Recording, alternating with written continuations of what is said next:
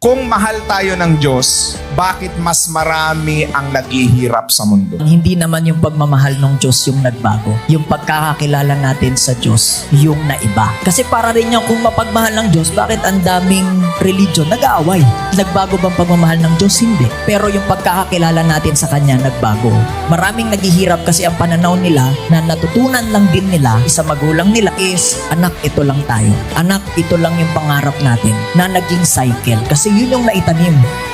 Maybe kaya ako mahirap kasi ito daw yung will ni Lord. Pag ginamit mo na si Lord, sino pang kukontra sa'yo? Pangalawa, ang mahal daw ni Lord yung mahirap. Pag ginamit mo na yung pagmamahal ni Lord sa kahirapan, paano ka pa kukontrahin yan? Wala na. Sabi nga, no, if grace is an ocean, lahat tayo malulunod. Pero bakit maraming naghihirap? Kasi maraming gamit baso lang para sumandok.